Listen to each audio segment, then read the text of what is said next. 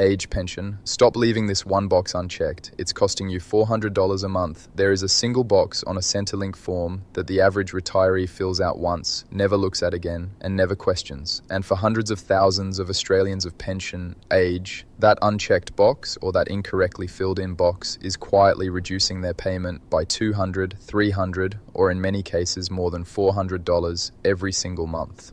Not because of a rule change, not because of a new law, because of a decision they made years ago on a form they did not fully understand. A decision Centrelink has no obligation to revisit on their behalf, and a decision that compounds into tens of thousands of dollars of lost income over the course of a retirement. The form is your age pension claim. The figures in it control how much pension Centrelink pays into your account, and the mistake is not always the one you think. Some retirees never claim at all, certain they own too much to qualify.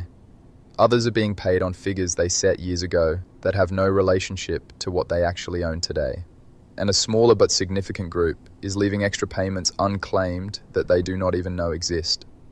All three groups are losing money. All three have a fix available right now that takes one form and a few minutes. If this is your first time on this channel, subscribe now. My name is Marcus Pearce, and every week I cover the Centrelink rules, the tax rules, and the government programs that directly affect Australian retirees. Free. Plain English. Nothing to sell. Subscribe, so you never miss a video that could put real money back into your pocket. Before I go further, I need to speak to two groups of people who are already thinking this video does not apply to them, and both of them are wrong. The first group is the self-funded retiree who assumes that because they have super and savings, they earn too much or own too much to get a single cent from Centrelink. That assumption is the most expensive one in this whole video. The age pension assets test is far more generous than almost anyone believes. As of March 2026, a single homeowner can hold up to $722,000 in assessable assets.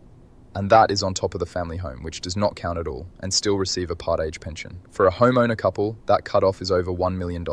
Most people who could be drawing a part pension never claim it, for one reason only: nobody ever told them the cutoff was that high. The second group is the retiree already getting a pension, who assumes the amount must be correct because Centrelink worked it out. Centrelink did not set your figure based on your life today. It set it based on what you last reported to them, and then it pays that same amount fortnight after fortnight, until the day you tell them something has changed. If your super balance has fallen, if your shares have dropped, if your car and your home contents are years older and worth far less than the day you claimed, your pension should be higher today, but Centrelink will not lift it on its own.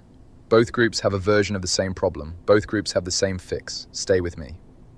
So why does Centrelink not flag this for you? The mechanism is simple. Centrelink administers payments. It does not manage your retirement. It pays you based on the income and the assets you last declared, full stop. It does not watch the share market move your super up and down.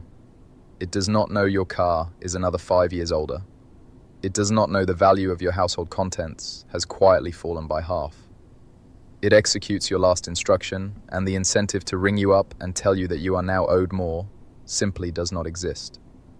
The correction has to come from you. So let me show you exactly where the money is and the one form that releases it. Point 1, the means test and why your pension figure is probably wrong. Here is the misconception to clear first. Most people think the age pension is all or nothing. Either you are poor enough to get the full pension, or you have savings and you get nothing. That is wrong. Between those 2 points sits the part pension, and it is enormous. Here is the actual rule, in plain English.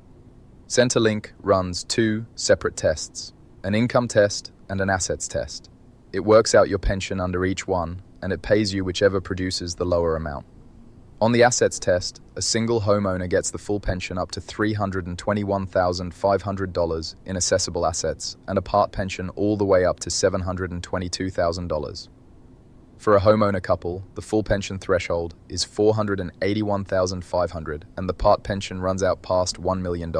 Above the full pension line, your payment reduces by just $3 a fortnight for every $1,000 of extra assets. That taper is the key, because it means a retiree sitting on hundreds of thousands of dollars can still be collecting a very real pension. Here is who this helps, and it is everyone. For the lower income retiree, living mostly on savings and a small amount of super, you may well qualify for the full pension, around $1,200 a fortnight for a single, or roughly $1,800 a fortnight for a couple, and never have claimed a dollar of it. For the comfortable self-funded retiree, you have almost certainly written off the pension entirely, when in reality, a part pension worth hundreds of dollars a fortnight may be sitting there, waiting for you to claim it. And here is the catch you must understand. The figures Centrelink holds are only as good as the last time you updated them. If you claimed years ago and your assets have fallen since, you are being underpaid right now. So, here is the one action to take this week. Log into MyGov, link it to Centrelink, and open your income and assets details. Check that every figure, your super balance, your savings, your shares, your car, your home contents, is current and correct. If they are out of date, update them. And if you have never claimed at all because you assumed you earned too much, lodge a claim because the cutoffs are far higher than you think. Point 2. Run the numbers because the part pension is real money. The misconception here is that a part pension is so small it is not worth the paperwork. Let me show you why that is wrong with Centrelink's own taper. Take a single homeowner with $500,000 in assessable assets, well above the full pension threshold, the kind of retiree who is certain they get nothing. Under the assets test, their pension reduces from the maximum, but they are still left with around $665 a fortnight. That is roughly $1,400 a month for someone who assumed they did not qualify at all. Here is who it helps. For the comfortable retiree, this is the single most overlooked source of income in the country. Hundreds of thousands of older Australians who are eligible for a part pension never lodge a claim, purely because they assume their super rules them out. And here is the catch, the wrong form trap. Some people do go to claim, but lodge the wrong way, or leave the income and assets sections half finished, and the claim gets knocked back or delayed for months. So here is the one action. Before you decide you do not qualify, actually run your assessable assets against the cutoffs I just gave you, or use the free payment and service finder on the Services Australia website. If you are anywhere near those numbers, lodge a proper, complete claim. The pension you have been leaving on the table is very likely worth more than $400 a month. Point 3. The payment on top that most renters never claim, and the reassessment most people forget. The misconception is that the age pension is the only payment available. It is not. Here is the rule. If you rent your home and you receive even a part age pension, you can also receive Commonwealth Rent Assistance paid on top of your pension every fortnight. And getting rent assistance even lifts the assets cutoff so it can pull people into eligibility who would otherwise just miss out. Here's who it helps. Any pensioner who rents, and there are many, who has simply never ticked the box to claim it. And alongside that sits the reassessment almost nobody does. When your circumstances drop, when your super falls, when a spouse passes away, when your income reduces, your pension should rise, but only if you report the change. Here is the catch. Rent assistance and reassessments are not retrospective in the way you would hope. Every fortnight you wait is money you do not get back. So here is the one action. If you rent, ask Centrelink directly whether you are getting rent assistance, and if not, claim it. And anytime your finances take a real step down, update Centrelink straight away because that is the trigger that lifts your payment. Everything I have covered so far applies to almost every Australian of pension age. Now, for the retiree who wants to go one step further, beyond simply claiming what is already owed, let me give you 2 moves that legally improve your position under the means test itself.